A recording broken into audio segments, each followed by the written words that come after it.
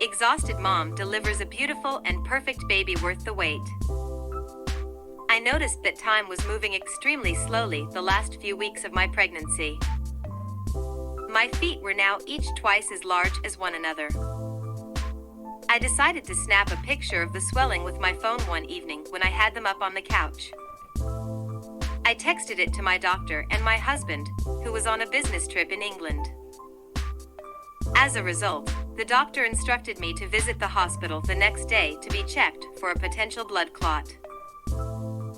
Although they did not discover a clot, they hypothesized that the swelling may be the result of a prior foot injury.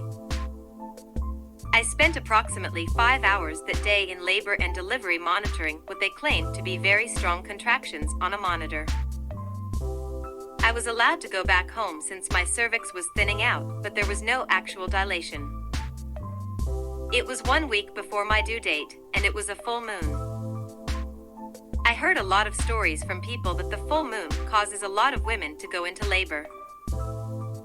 Delivery room fills up during full moons, and I wanted my husband home quickly.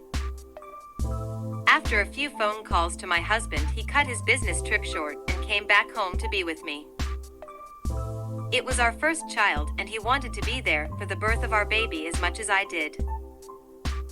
We were sitting on the couch downstairs, the night when he returned, when I started to have some strong contractions that got stronger quickly. He wanted to get to the hospital because he was eager with all the previous day's activities. I advise him to hold off until they start hurting really bad or in the morning.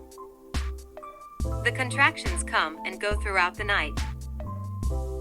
We exercise, eat spicy food, and do anything else that could start things going for the next 3 days.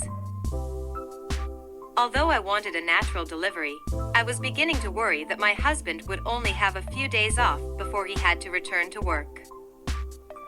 I give in and make an induction request by calling the doctor. We were scheduled at the hospital the next day at 8 a.m. I was given medicine to start the induction. I laid in bed for the next hour looking for signs of labor, but the medicine is not instant. Since nothing was happening quickly, I was encouraged to get up and walk the halls. We spent the next hour strolling around the hospital. This cycle continues all day. I was not dilating despite being on the medicine and having my cervix thinned down. The nurses thought that a previous cervical procedure I underwent a few years prior to treat an abnormal pap left some scar tissue on my cervix. They think that I can't dilate because of this scar tissue. They sent me home that night, and because the next opening wasn't until Friday, they scheduled me for Friday. On Friday, I go back to the hospital to try to deliver my baby. I got a room that is twice as big this time as I did the prior time. I still have 2 more gel treatments to help thin my cervix. The on-call doctor predicts that the gel won't work, but suggests that Pitocin could remove the scar tissue. Therefore, we began a Pitocin IV right before dinner time. We stayed up until late that night watching some contractions and hoping things would happen soon. Our baby was doing well, so they told me to get some sleep and they would try something else in the morning. The next day, I put forth a lot of effort to solve this problem. I believed that moving around helped my contractions, so I alternated between standing, rocking in the rocking chair, and strolling in the halls. I heard a pop while I was strolling in the hall. Additionally, I felt the beginning of labor at that same moment.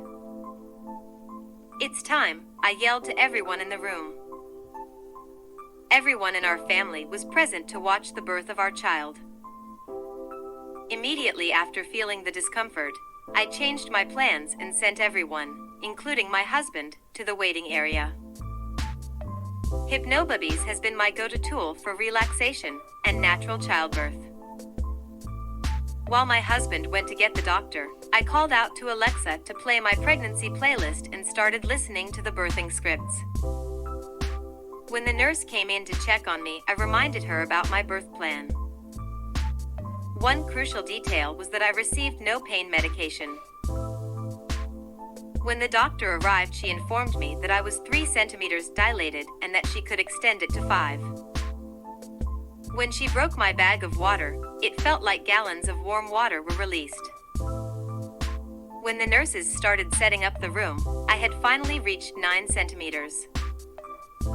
I heard afterwards that I moaned and groaned rather loudly during the labor. The other moms in the unit were scared because of the primal grunting sounds I was making.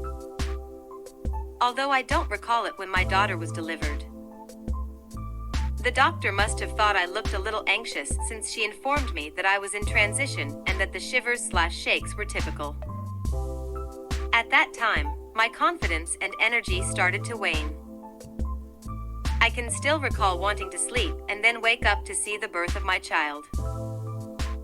Although I can't recall how long I pushed for, it seemed like a lifetime. I made the conscious decision to avoid lying flat on my back. I didn't have enough energy left to consider standing up to squat to make the most of the delivery canal. I planned to either squat or rest on my side.